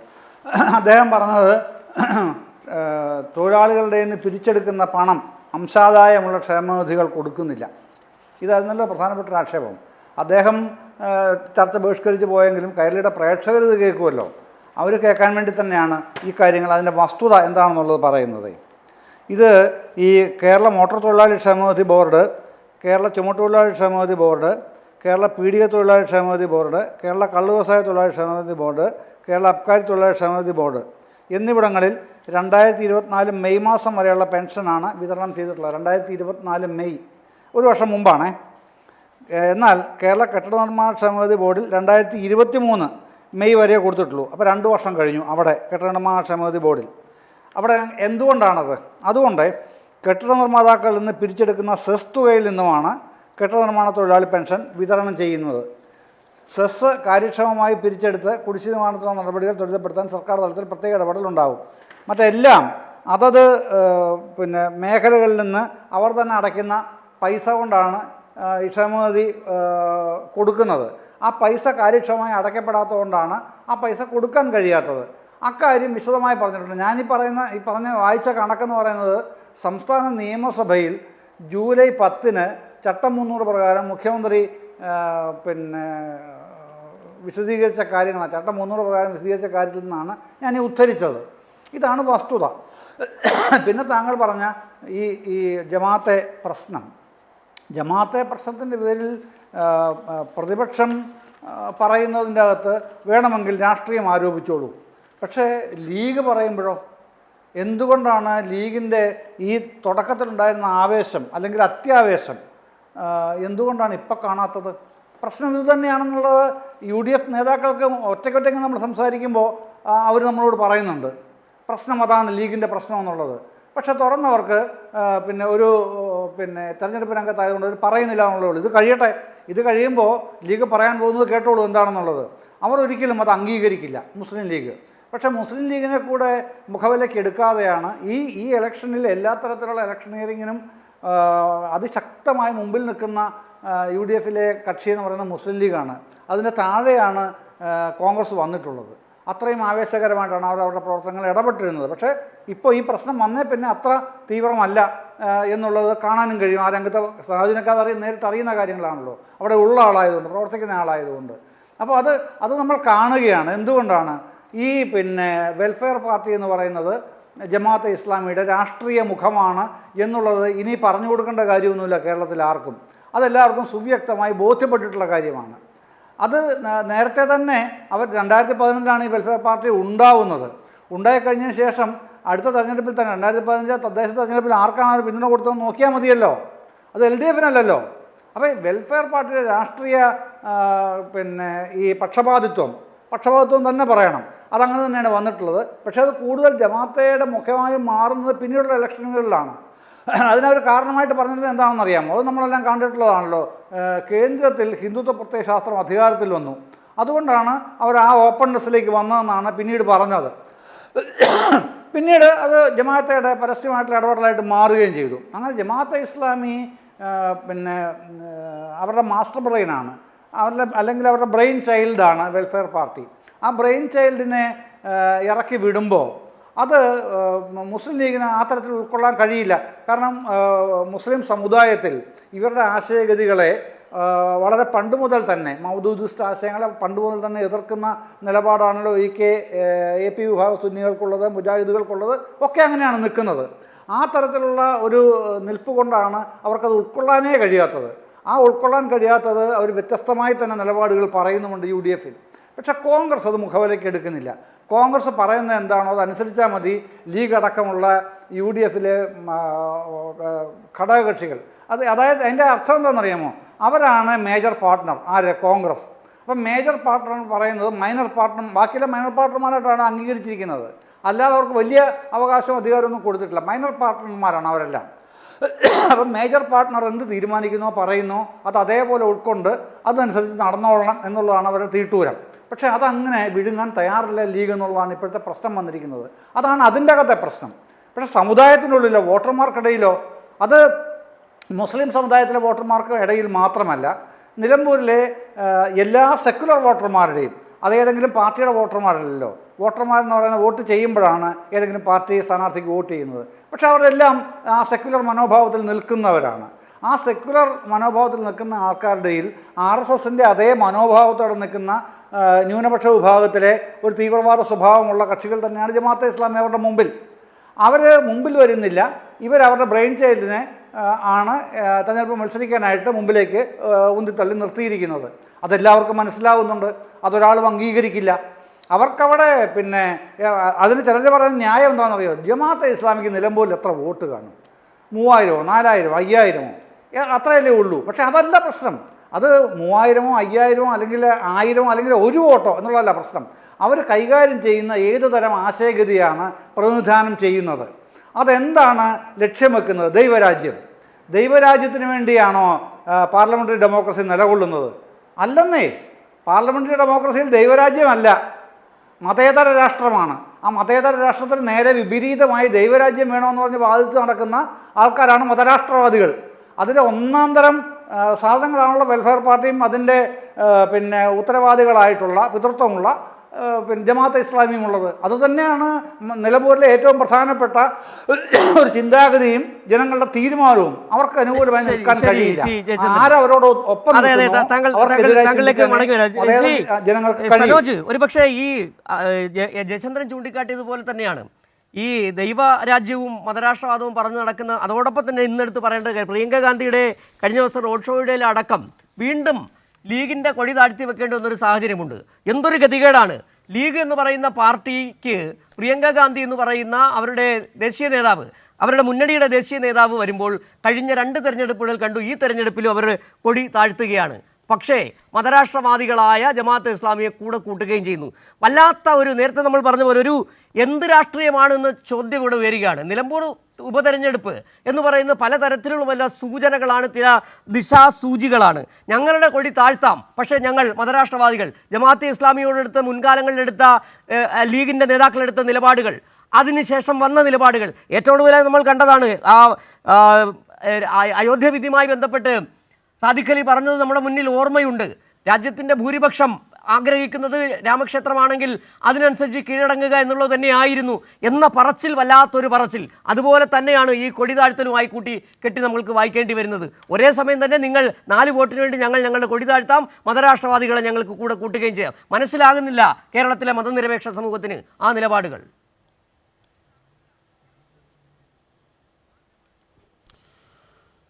ഈ തെരഞ്ഞെടുപ്പിൽ വളരെ പ്രധാനപ്പെട്ട ഒരു രാഷ്ട്രീയ പ്രശ്നമായി കേരളമാകെ ചർച്ച ചെയ്തുകൊണ്ടിരിക്കുന്നത് ജമാഅത്തെ ഇസ്ലാമിയെ ന്യായീകരിച്ചുകൊണ്ട്, ജമാഅത്തെ ഇസ്ലാമിയെ വെള്ളപൂശിക്കൊണ്ട് കേരളത്തിൻ്റെ പ്രതിപക്ഷ നേതാവ് വി.ഡി. സതീശൻ നടത്തിയിട്ടുള്ള ഒരു പ്രസ്താവനയാണ്. കേരളത്തിൽ ഒരു കോൺഗ്രസിൻ്റെ നേതാവും നടത്താൻ ധൈര്യപ്പെടാത്ത, പറയാൻ ധൈര്യപ്പെടാത്ത ഒരു കാര്യമാണ് വി.ഡി. സതീശൻ പറഞ്ഞത്. എന്താ അദ്ദേഹം പറഞ്ഞത്? ജമാഅത്തെ ഇസ്ലാമി അവരിപ്പോൾ പഴയതുപോലെ മതരാഷ്ട്രവാദമൊന്നും മുന്നോട്ട് വെക്കുന്നില്ല, അവർ നല്ല കുട്ടികളായി മാറിയിട്ടുണ്ട്, അതുകൊണ്ട് അവരുടെ പിന്തുണ ഞങ്ങൾ വാങ്ങുന്നതിൽ തെറ്റില്ല, ഞങ്ങൾ അവരുമായി കൂട്ടുചേർന്നിരിക്കുന്നു, നിങ്ങൾക്കെന്താ അതിൽ പ്രശ്നം എന്നൊരു ചോദ്യമാണ് ഈ വി.ഡി. സതീശൻ ചോദിച്ചത്. എനിക്ക് ചോദിക്കാനുള്ളത്, വി.ഡി. സതീശൻ്റെ ഈ അഭിപ്രായം കേരളത്തിലെ കോൺഗ്രസ്സിന്, ദേശീയതലത്തിലെ കോൺഗ്രസ്സിന് ഉണ്ടോ എന്നുള്ളതാണ്. അതാണ് രാഷ്ട്രീയ കേരളം കഴിഞ്ഞ കുറേ ദിവസമായി ചോദിച്ചുകൊണ്ടിരിക്കുന്നത്. കൃത്യമായൊരു ഉത്തരം പറയാൻ കോൺഗ്രസിൻ്റെ ദേശീയ നേതൃത്വം തയ്യാറായിട്ടില്ല. ഇപ്പം ഞങ്ങൾ മാത്രമല്ല, മുസ്ലിം വിഭാഗത്തിലെ തന്നെ പ്രബല സംഘടനകളാണ് സുന്നി സംഘടനകൾ. അതിൽ പ്രധാനമായിട്ടും ഒരു യുവജന സംഘടന എന്ന നിലയിൽ SYS നേതാവ് ചോദിച്ച ഒരു ചോദ്യമുണ്ട്. SYSൻ്റെ നേതാവ് ചോദിച്ചത് ഹക്കിമിയത്ത് എന്ന് പറയുന്ന ഒരു കാര്യം എന്ന് പറഞ്ഞാൽ മതരാഷ്ട്രവാദം അവർ ഉപേക്ഷിച്ചു എന്ന് ഏതെങ്കിലും ഘട്ടത്തിൽ ജമാഅത്ത് പറഞ്ഞിട്ടുണ്ടോ? അങ്ങനെ പറഞ്ഞതിൻ്റെ എന്തെങ്കിലും രേഖ വി.ഡി. സതീശന് കാണിക്കാൻ വേണ്ടി കഴിയുമോ എന്ന് ചോദിച്ചത് CPM-ൻ്റെ സംസ്ഥാന സെക്രട്ടറി അല്ല, SYS-ൻ്റെ സംസ്ഥാന സെക്രട്ടറിയാണ്. മാത്രമല്ല KNM എന്ന് പറയുന്ന സംഘടന, അത് മുജാഹിദ് വിഭാഗത്തിലെ പ്രബല സംഘടനയാണ്. ആ മുജാഹിദ് വിഭാഗത്തിലെ പ്രബലമായ സംഘടന വി.ഡി. സതീശൻ്റെ പ്രസ്താവനയെ തള്ളിക്കൊണ്ട് ജമാഅത്തെ ഇസ്ലാമിയെ വെള്ളപൂശുന്നതിനെതിരായി ശക്തമായ നിലപാട് സ്വീകരിച്ച് മുന്നോട്ട് വരികയാണ്. നേരത്തെ കോൺഗ്രസ് സ്വീകരിച്ച നിലപാടിൽ നിന്നും വിഭിന്നമായ ഒരു നിലപാടിലേക്ക് കോൺഗ്രസ് പോകുന്നു എന്നുള്ളത് കോൺഗ്രസിലെ യഥാർത്ഥ മതനിരപേക്ഷവാദികൾക്കിടയിലും കടുത്ത ആശങ്കയുണ്ടാക്കിയിട്ടുണ്ട്. ഉമ്മൻചാണ്ടി നേരത്തെ മുഖ്യമന്ത്രിയായിരിക്കുന്ന ഘട്ടത്തിൽ 2014 ജനുവരി 18 കേരളത്തിലെ ഗവൺമെൻറ് അന്ന് ഹൈക്കോടതിയിൽ ജമാഅത്തെ ഇസ്ലാമിയെ സംബന്ധിച്ചുള്ള ഒരു സത്യവാങ്മൂലം സമർപ്പിച്ചിട്ടുണ്ട്. ആ സത്യവാങ്മൂലത്തിൽ പറയുന്നത് ജമാഅത്തെ ഇസ്ലാമി ഇന്ത്യയുടെ ഭരണഘടനയെ അംഗീകരിക്കാത്തവരെന്നാണ്, ഭരണഘടനയോട് അവഗണന കാണിക്കുന്നവരാണ്, ദേശതാൽപര്യത്തിനെതിരായിട്ട് ചിന്തിക്കാൻ അനുയായികളെ, അതിൻ്റെ അണികളെ പ്രേരിപ്പിക്കുന്ന സംഘടനയാണ് ജമാഅത്തെ ഇസ്ലാമി എന്ന് 2014 അന്ന് രമേശ് ചെന്നിത്തലയുണ്ട്, അന്ന് ഇന്നത്തെ പ്രതിപക്ഷ നേതാവ് അന്ന് MLA ആയിട്ട് സഭയിലുണ്ട്, ഉമ്മൻചാണ്ടി അന്ന് മുഖ്യമന്ത്രിയാണ്. അന്ന് കോൺഗ്രസ് എടുത്ത നിലപാടാണ് 2014. ആ നിലപാട് എപ്പോഴാണ് തിരുത്തിയത്? അപ്പോൾ എന്താണ്, ജമാഅത്തെ ഇസ്ലാമി ആഗോള ഭീകരവാദ പ്രസ്ഥാനമായിട്ടുള്ള മുസ്ലിം ബ്രദർഹുഡിനെ അംഗീകരിക്കുന്നവരാണ്. ഇപ്പോൾ മുസ്ലിം ബ്രദർഹുഡിൻ്റെ നേതാക്കന്മാരുടെ ഫോട്ടോ ഉയർത്തിപ്പിടിച്ച് കേരളത്തിൻ്റെ തെരുവിൽ അവർ ഈ കഴിഞ്ഞ മാസം ഉൾപ്പെടെ പ്രകടനം നടത്തിയിട്ടുണ്ട്. കരിപ്പൂർ വിമാനത്താവളത്തിലേക്ക് നടത്തിയിട്ടുള്ള മാർച്ചിൻ്റെ ആ ചിത്രം നമ്മൾ മറന്നുപോയിട്ടില്ല, അത് നമ്മുടെ മനസ്സിൽ ഇപ്പോഴും ഉണ്ട്. അപ്പോൾ മുസ്ലിം ബ്രദർഹുഡിനെ അംഗീകരിക്കുന്നവർ, മുസ്ലിം ബ്രദർഹുഡിനെ അംഗീകരിക്കുക എന്ന് പറഞ്ഞാൽ ഇന്ത്യയിലെ RSSനെ മുസ്ലിം ബ്രദർഹുഡുമായിട്ട് ഉപമിക്കുന്ന ഒരു രാഷ്ട്രീയ നേതാവ് ഇന്ത്യയിലുണ്ട്. ആ രാഷ്ട്രീയ നേതാവിൻ്റെ പേര് രാഹുൽ ഗാന്ധി എന്നാണ്. ഇന്ത്യയിലെ RSSനെ മുസ്ലിം ബ്രദർഹുഡുമായിട്ട് ഉപമിച്ച് രാഹുൽ ഗാന്ധി നടത്തിയ പ്രസംഗങ്ങൾ ഇപ്പോഴും നമുക്ക് കേൾക്കാൻ വേണ്ടി കഴിയും. ഒരേ സമയത്ത് ദേശീയ തലത്തിൽ മുസ്ലിം ബ്രദർഹുഡുമായി RSSനെ ഉപയോഗിക്കുന്ന ഒരു ദേശീയ നേതാവ് ഉണ്ടാവുന്നു. ആ മുസ്ലിം ബ്രദർഹുഡിൻ്റെ നേതാക്കന്മാരുടെ ഫോട്ടോ വെച്ച് കേരളത്തിൻ്റെ തെരുവുകളിൽ പ്രകടനം നടത്താൻ മടിയില്ലാത്തവരായി കേരളത്തിലെ ജമാഅത്തെ ഇസ്ലാമി മാറിയിട്ടുണ്ട്. ആ ജമാഅത്തെ ഇസ്ലാമിയുടെ വോട്ട് ഞങ്ങൾക്ക് വേണം, അവരിപ്പോൾ പഴയതുപോലെ മതരാഷ്ട്രവാദം മുന്നോട്ട് വെക്കുന്നില്ല എന്ന് നാണമില്ലാതെ പറയാൻ കേരളത്തിൻ്റെ പ്രതിപക്ഷ നേതാവ് തയ്യാറാവുന്നു. അപ്പോൾ ഇത് വളരെ ഗൗരവമായ ഒരു പ്രധാനപ്പെട്ട പ്രശ്നമായി ഇവിടെ നിൽക്കുകയാണ്. അപ്പോൾ അധികാരത്തിന് വേണ്ടിയിട്ട് ഏത് ചെകുത്താനുമായും കൂട്ടുകൂടുക, പ്രത്യേകിച്ച് ഇടതുപക്ഷത്തെ പരാജയപ്പെടുത്താൻ ആരുമായും സഖ്യമുണ്ടാക്കുക എന്ന നിലപാട് സ്വീകരിക്കാൻ കോൺഗ്രസ് തുടങ്ങിയിട്ട് കുറച്ച് കാലമായി. ഇപ്പോൾ കഴിഞ്ഞ കുറച്ച് മാസങ്ങൾക്ക് മുന്നെയാണ് പാലക്കാട് ഉപതെരഞ്ഞെടുപ്പ് നടന്നത്. ആ പാലക്കാട് തെരഞ്ഞെടുപ്പിൽ മാധ്യമപ്രവർത്തകർ പാലക്കാട് തെരഞ്ഞെടുപ്പിൽ മത്സരിക്കുന്ന UDFൻ്റെ സ്ഥാനാർത്ഥിയോട് നേരിട്ട് ചോദിക്കുന്നുണ്ട്, SDPI ചില ആരാധനാലയങ്ങളിൽ, ചില പള്ളികളിൽ ഈ UDFൻ്റെ സ്ഥാനാർത്ഥിക്ക് വേണ്ടിയിട്ട് നോട്ടീസ് അടിച്ച് വിതരണം ചെയ്യുന്നുണ്ടല്ലോ, നിങ്ങളുടെ അറിവോടുകൂടിയാണോ? അവരങ്ങനെ ചെയ്യുന്നത് ശരിയാണോ? അവർ തീവ്രവാദ പ്രസ്ഥാനമല്ലേ? അവരുടെ പിന്തുണ നിങ്ങൾ സ്വീകരിക്കുന്നുണ്ടോ എന്ന ഒരു ചോദ്യത്തിനും മറുപടി പറയാൻ തയ്യാറായിട്ടില്ല. ആ ചോദ്യങ്ങളിൽ നിന്നെല്ലാം സമർത്ഥമായി ഒഴിഞ്ഞു മാറുന്ന UDFൻ്റെ സ്ഥാനാർത്ഥിയുടെ വീഡിയോ നമ്മൾ ഒരുപാട് സോഷ്യൽ മീഡിയ പ്ലാറ്റ്ഫോമിൽ കൂടിയെല്ലാം കണ്ടിട്ടുണ്ട്. അപ്പോൾ എന്താണ് SDPയുടെ പിന്തുണ? SDPയുമായിട്ട് പാലക്കാട് തെരഞ്ഞെടുപ്പിൽ ചർച്ച നടത്തി. അതിനെന്താ ഫലമുണ്ടായത്? കോൺഗ്രസ് വിജയിച്ചു. കോൺഗ്രസ് വിജയിച്ച ഘട്ടത്തിൽ പാലക്കാട് നഗരത്തിൽ ആദ്യം കോൺഗ്രസിൻ്റെ ത്രിവർണ്ണ പതാകയെടുത്തുള്ള പ്രകടനമല്ല നടന്നത്. പാലക്കാട് തെരഞ്ഞെടുപ്പിൽ കോൺഗ്രസ് വിജയിച്ചപ്പോൾ, UDF വിജയിച്ചപ്പോൾ പാലക്കാട് നഗരത്തിൽ ആദ്യം SDPയുടെ പതാകയെടുത്തിട്ട് SDPയുടെ ആഹ്ലാദ പ്രകടനം നടന്നു. SDPക്കാർ ലഡു വിതരണം നടത്തി. അപ്പോൾ SDPയുമായി കൂട്ടുകൂടും, ജമാഅത്തെ ഇസ്ലാമിയുമായി കൂട്ടുകൂടും, പറ്റുമെങ്കിൽ RSSുമായി കൂട്ടുകൂടും, അവരുടെ വോട്ട് വാങ്ങിക്കും, അവർക്കെതിരായി കേന്ദ്രത്തിനെതിരായി ചില സമരങ്ങൾ ഞങ്ങൾ നടത്തില്ല എന്ന നിലപാട് കേരളത്തിൽ സ്വീകരിച്ചുകൊണ്ടേയിരിക്കുകയാണ്. അപ്പോൾ ഇതെല്ലാം കേരളത്തിലെ ജനങ്ങൾ കണ്ടുകൊണ്ടിരിക്കുന്നു. അതുകൊണ്ട് ഈ തെരഞ്ഞെടുപ്പിൽ UDF സ്വീകരിച്ച അങ്ങേയറ്റം അപകടകരമായ ഒരു രാഷ്ട്രീയ കൂട്ടുകെട്ടിന് കേരളത്തിലെ ജനങ്ങൾ കൊടുക്കുന്ന മറുപടിയായിട്ട് ഇത് മാറും എന്ന കാര്യത്തിൽ തർക്കമില്ല. പ്രത്യേകിച്ച് ആര്യാടനെ പോലെയുള്ള ആളുകൾ, ആര്യാടനെ പോലെയുള്ള കോൺഗ്രസിൻ്റെ നേതാക്കന്മാർ ലീഗിനകത്ത് വന്നുകൊണ്ടിരിക്കുന്ന തീവ്രവാദ സ്വഭാവത്തെ തുറന്ന് കാട്ടിയവരാണ്. ലീഗിനെതിരായി ശക്തമായ രാഷ്ട്രീയ നിലപാട് ഉയർത്തിപ്പിടിക്കുകയും അവർക്കിടയിൽ കടന്നുകൂടുന്ന ചില വർഗീയ കാര്യങ്ങളെ സംബന്ധിച്ച് തുറന്ന് എതിർക്കുകയും ചെയ്ത ആളാണ്. അപ്പോൾ ജമാഅത്തെ ഇസ്ലാമിയും ലീഗിലെ വർഗീയവാദികൾക്കെല്ലാം എതിരായി യുദ്ധം നയിക്കുന്നു എന്ന നിലയിൽ പ്രസ്താവന നടത്തിയിട്ടുള്ള ഒരാൾ ഈ നിലമ്പൂരിലെ മുൻ MLA ആയിരുന്നു. അപ്പോൾ കോൺഗ്രസ് ആ പാരമ്പര്യമെല്ലാം ഉപേക്ഷിച്ചോ? അപ്പോൾ കോൺഗ്രസ് ഇപ്പോൾ ഇവിടെ എത്തി നിൽക്കുന്നത്, യഥാർത്ഥത്തിൽ കോൺഗ്രസ് ഈ തെരഞ്ഞെടുപ്പിൽ പല അടവുകളും നോക്കി എല്ലാം പരാജയപ്പെട്ടു പോയി. ഈ തെരഞ്ഞെടുപ്പിൻ്റെ ഒരു പ്രത്യേകത എന്ന് പറയുന്നത് കുറേ ആളുകളുടെ പൊയ്മുഖങ്ങൾ അഴിഞ്ഞു വീണ ഒരു തെരഞ്ഞെടുപ്പാണ്. നമ്മൾ കണ്ടല്ലോ, ചില മാധ്യമങ്ങളെല്ലാം ചില ആളുകളെ ഊതി വീർപ്പിച്ച് ഇവർ മഹാസംഭവമാണ് എന്ന് വരുത്തിയല്ലോ, അവരെല്ലാം കണ്ടല്ലോ. ഒരു കോൺഗ്രസിൻ്റെ യുവ നേതാവ് എന്തുകൊണ്ട് സ്വരാജ് ഇവിടെ മത്സരിക്കുന്നില്ല, സ്വരാജിന് ധൈര്യമുണ്ടോ എന്ന് വെല്ലുവിളി നടത്തിയല്ലേ. അവസാനം സ്വരാജ് മത്സരിച്ചു. അൻവർ ഞങ്ങൾക്കൊരു പ്രശ്നമല്ല എന്ന് പകൽ ഫേസ്ബുക്കിൽ പോസ്റ്റ് ഇടുക, പിന്നീട് അൻവറിൻ്റെ വീട്ടിൽ തലയിൽ മുണ്ടിട്ട് പോയിട്ട് കാല് പിടിക്കുക. അതും ഈ കേരളത്തിലെ ജനങ്ങൾ കണ്ടല്ലോ. തെരഞ്ഞെടുപ്പ് സമയത്ത് തെരഞ്ഞെടുപ്പുമായി ബന്ധപ്പെട്ട ഉദ്യോഗസ്ഥന്മാർ വാഹനങ്ങൾ പരിശോധിക്കും. ആ വാഹന പരിശോധനയെ പിണറായി വിജയൻ്റെ പോലീസ് ഞങ്ങളെ ഉപദ്രവിക്കുന്നു എന്ന് വരുത്തി തീർക്കാൻ, ജനങ്ങൾക്കിടയിൽ തെറ്റിദ്ധാരണ ഉണ്ടാക്കാൻ വാഹന പരിശോധന റീൽസാക്കിയിട്ട് ജനങ്ങൾക്കിടയിൽ പ്രചരിപ്പിച്ചു. പ്രധാനപ്പെട്ട വാർത്താ ചാനലുകളുടെ ഓഫീസിലേക്ക് അവർ തന്നെ വീഡിയോ എടുത്തിട്ട് അയച്ചു കൊടുത്തു. ഇതാ പിണറായി വിജയൻ്റെ പോലീസും ഉദ്യോഗസ്ഥന്മാരും UDFൻ്റെ പ്രധാനപ്പെട്ട MPയെ MLAയെ തടഞ്ഞു വെച്ച് റോഡിൽ പരിശോധിക്കുന്നു. പക്ഷേ അതും പാളിപ്പോയി. തെരഞ്ഞെടുപ്പ് ഘട്ടത്തിൽ തെരഞ്ഞെടുപ്പ് കമ്മീഷനാണ് ഈ കാര്യങ്ങളെല്ലാം നിയന്ത്രിക്കുന്നത്. മന്ത്രിമാരെ ഉൾപ്പെടെ തടഞ്ഞു നിർത്തിയിട്ട് പരിശോധിക്കുന്ന വീഡിയോ പിന്നീട് പുറത്തിറങ്ങി.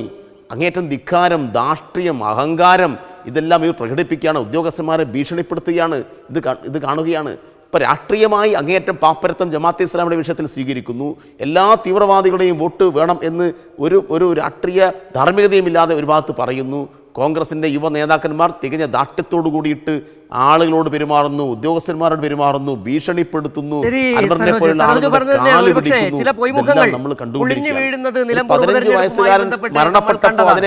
എം ജയചന്ദ്രൻ, ഒരുപക്ഷെ സനോജ് പറഞ്ഞിടത്തു നിന്ന് തന്നെ തുടങ്ങാം. ചില പൊയ്മുഖങ്ങൾ പൊളിഞ്ഞു വീഴുന്നത് കൂടി കണ്ടു നിലമ്പൂർ ഉപതെരഞ്ഞെടുപ്പിൽ. അതിൽ ഏറ്റവും പ്രധാനമാണ് ഈ കോൺഗ്രസിലെ യുവ നേതൃത്വം എന്ന് പറയുന്ന ആ നിര അവർ കാട്ടിക്കൂട്ടുന്ന ചില ഷോകൾ, പെട്ടി ഷോകളെന്ന് തരത്തിൽ സമൂഹ മാധ്യമങ്ങളിൽ പറഞ്ഞ് അപഹസിക്കുന്ന തരത്തിലേക്ക്. സാധാരണഗതിയിൽ ഈ പുതുതലമുറ വരുമ്പോൾ കുറേയധികം പഴയ കാര്യങ്ങളെ തള്ളിക്കളയുകയും പുതിയ യുഗത്തിലേക്ക് ആ പാർട്ടികളെ നയിക്കാൻ ചെയ്യുന്ന നേതൃനിരയായി വളർന്നു വരുന്നവരാണ് ഈ യുവ നേതൃത്വം എന്ന് പറയുന്നത്. കോൺഗ്രസിൻ്റെ വ്യാജ യൂത്ത് അധ്യക്ഷൻ എന്നറിയപ്പെടുന്ന യൂത്ത് കോൺഗ്രസിൻ്റെ അധ്യക്ഷൻ രാഹുൽ മാങ്കൂട്ടത്തിൽ അദ്ദേഹം ഇന്നലെ കാണിച്ചു കൂട്ടിയത് ധാർഷ്ട്യമാണ്.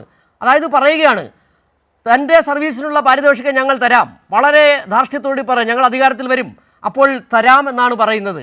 ഷാഫി പറമ്പിൽ, യൂത്ത് കോൺഗ്രസിൻ്റെ അധ്യക്ഷൻ, വ്യാജാധ്യക്ഷൻ എന്ന പേരുള്ള രാഹുൽ മാങ്കൂട്ടത്തിൽ അടക്കമുള്ളവർ കാട്ടിക്കൂട്ടിയത് കൂടി ഈ തെരഞ്ഞെടുപ്പിൽ നമ്മൾ കാണേണ്ടതുണ്ട്. കുറേയധികം പൊയ്മുഖങ്ങൾ ജ്യോതികുമാർ ചാമക്കാലയിൽ തുടങ്ങുന്നു, KC വേണുഗോപാൽ, അതിനുശേഷം പ്രിയങ്ക ഗാന്ധി, ഈ പറയുന്ന യുവ നേതാക്കൾ അടക്കം. അവരുടെ ആ സനോജ് പറഞ്ഞാണ് ഏറ്റവും പ്രധാനപ്പെട്ട കാര്യം, അത് പൊയ്മുഖം തന്നെയാണ് പൊളിഞ്ഞു വീണത്. ആരിലാണ് കോൺഗ്രസിലെ ഒരുപക്ഷെ പിന്നാലെ വരുന്നവർ കോൺഗ്രസിൽ ഏത് നേതൃത്വമാണ് പ്രതീക്ഷിക്കേണ്ടതെന്നുള്ള ചോദ്യം കൂടി ഇവിടെ വരുന്നുണ്ട് കോൺഗ്രസ് പാർട്ടി പ്രവർത്തകർ.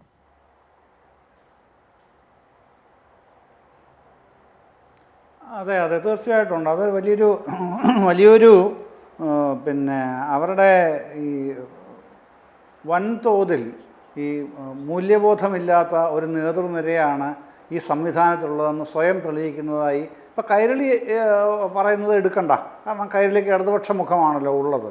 പക്ഷേ ഇന്നലത്തെ ഇവരുടെ താങ്കൾ ഈ പറഞ്ഞ ഈ ഷോയിൽ ഇവർ കാണിച്ച ഇലക്ഷൻ കമ്മീഷൻ്റെ ഉദ്യോഗസ്ഥരോട് കാണിച്ച ആ നടപടിയെ സംബന്ധിച്ച്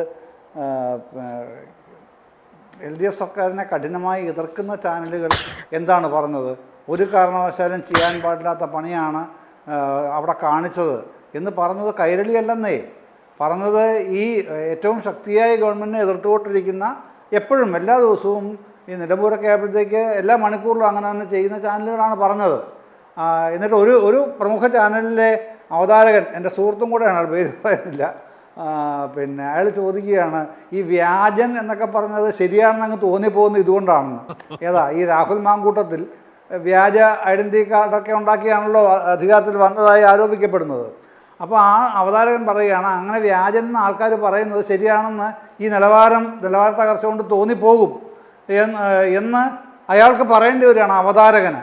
അത്തരത്തിൽ വളരെ വല്ലാതെ ഇവരപമാനിക്കുന്ന ആരെയാണ്? ഇവരപമാനിക്കുന്നത് ഈ ഒരു തെരഞ്ഞെടുപ്പ് സംവിധാനത്തെയാണ്.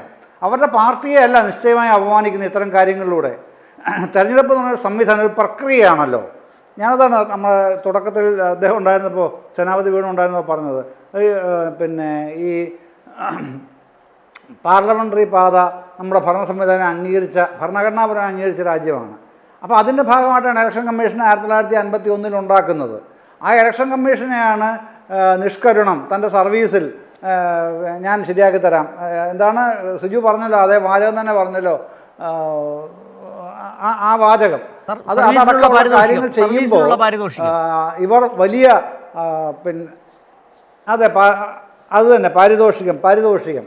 അപ്പോൾ നമ്മൾ ഗ്രാൻഡ് ഓൾഡ് പാർട്ടി എന്ന് പറയുന്ന വലിയ ലെഗസിയുള്ള, വലിയ പൈതൃകമുള്ള ഇന്ത്യൻ നാഷണൽ കോൺഗ്രസിൻ്റെ ഗ്രാൻഡ് ഓൾഡ് പാർട്ടിയുടെ കേരളത്തിലെ അതിൻ്റെ യൂത്ത് കോൺഗ്രസിൻ്റെ അധ്യക്ഷനാണ് ഇങ്ങനെ പറയുന്നതെന്ന് പറയുമ്പോൾ ആ പ്രക്രിയയിൽ, തെരഞ്ഞെടുപ്പ് എന്ന് പറഞ്ഞാൽ ജനാധിപത്യ പ്രക്രിയയിൽ ഇവർക്കുള്ള വിശ്വാസമില്ലായ്മ. അതുകൊണ്ടാണ് ഞാൻ പറഞ്ഞില്ല, മറ്റേ ചാനലിൻ്റെ അവതാരകൻ ചോദിക്കേണ്ടി വന്നത്, ഈ വ്യാജത്വം കാണിച്ചിട്ടാണ് ഇയാൾ ഈ പ്രസിഡൻ്റ് ആയതെന്നൊക്കെ ആൾക്കാർക്ക് ശരിയാണെന്ന് തോന്നുമല്ലോ എന്ന് പറയേണ്ടി വരുന്നതും പോലും അതുകൊണ്ടാണ്. അപ്പോൾ ഇവരൊക്കെ നാളെ ഭരിക്കാൻ വന്നാൽ എന്തായിരിക്കും, നമ്മളെ ഭരിക്കാൻ വന്നാൽ എന്തായിരിക്കുമെന്ന് ഈ നിലമ്പൂരിലെ വോട്ടർമാർ അളന്ന് കുറിച്ച് വെച്ചിട്ടുണ്ടെന്നേ. ഇത്തരക്കാർക്കൊന്നും വോട്ട് കൊടുക്കാനേ പറ്റില്ല അവർക്ക്. അങ്ങനെ അത്തരം ഒരു മണ്ഡലവുമല്ല നിലമ്പൂർ. അതാദ്യം ഇവർ മനസ്സിലാക്കണം, ഇവരെ നയിക്കുന്നവർ മനസ്സിലാക്കണം. അതാണ് അടിസ്ഥാന പ്രശ്നം എന്ന് പറയുന്നത്. ഒരു തെരഞ്ഞെടുപ്പ് സംവിധാനത്തിനോട് വിശ്വാസമില്ലായ്മ കാണിക്കുകയും അതിൻ്റെ ഭാഗമായി നിൽക്കുന്ന ഉദ്യോഗസ്ഥനെ തനിക്ക് പാരിതോഷികം തന്നോളാന്ന് പറഞ്ഞാൽ എന്താ അർത്ഥം?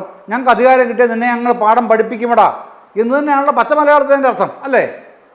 അതാണ് ഞാൻ പറഞ്ഞത്. അവർക്ക് എന്തിനോടുള്ള കൂറില്ലായ്മയാണ്? ജനാധിപത്യ പ്രക്രിയയോടുള്ള കൂറില്ലായ്മയാണ് കാണിക്കുന്നത്.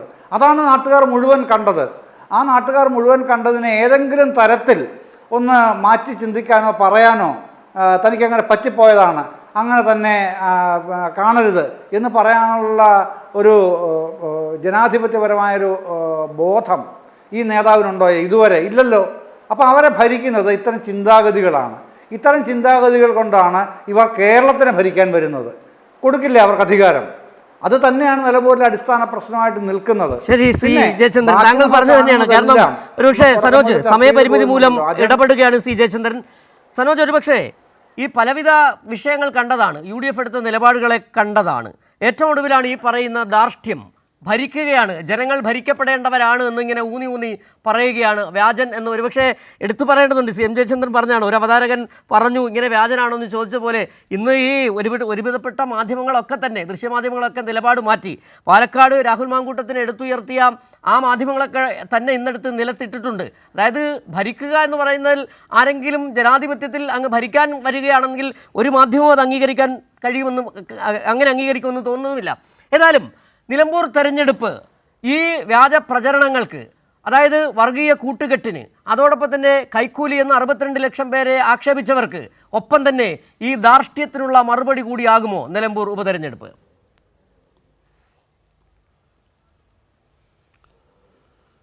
തീർച്ചയായിട്ടും നിലമ്പൂർ തെരഞ്ഞെടുപ്പ് കേരളം വീണ്ടും മൂന്നാമത് ഒരു ഇടതുപക്ഷ ഭരണത്തിന് ജനങ്ങൾ ആഗ്രഹിക്കുന്നു എന്നതിൻ്റെ ഏറ്റവും പ്രധാനപ്പെട്ട പ്രഖ്യാപനമായിരിക്കും. ഈ രണ്ടാം ഭരണം നടക്കുന്ന ഘട്ടത്തിൽ 900 കാര്യങ്ങൾ ചെയ്യും, പൂർത്തീകരിക്കും എന്നായിരുന്നു ഗവൺമെൻറ് ഇടതുപക്ഷം ജനങ്ങൾക്ക് മുന്നിൽ കൊടുത്ത ഉറപ്പ്. 4 വർഷം കൊണ്ട് തന്നെ ഏതാണ്ട് 95% കാര്യങ്ങളും പറഞ്ഞ കാര്യങ്ങൾ ചെയ്തു എന്ന ആത്മവിശ്വാസത്തോടു കൂടി അതിൻ്റെ പ്രോഗ്രസ് റിപ്പോർട്ടുമായിട്ടാണ് ജനങ്ങൾക്ക് മുമ്പിൽ ഗവൺമെൻറ് വന്ന് നിൽക്കുന്നത്. അതുകൊണ്ട് വെറുതെ എന്തെങ്കിലും കാര്യങ്ങൾ വാഗ്ദാനം കൊടുത്തിട്ട് അത് ചെയ്യാതിരിക്കുകയില്ല. ഇപ്പം ജനങ്ങൾക്കുള്ള ഇപ്പോൾ ഉറപ്പെന്താണ്? ഇടതുപക്ഷം ചെയ്യാൻ കഴിയുന്നതേ പറയാറുള്ളൂ, പറഞ്ഞിട്ടുണ്ടെങ്കിൽ ചെയ്തിരിക്കും എന്ന കാര്യം അതിപ്പോൾ വലതുപക്ഷത്ത് നിൽക്കുന്ന ആളുകൾ ഉൾപ്പെടെ അംഗീകരിക്കുകയല്ലേ.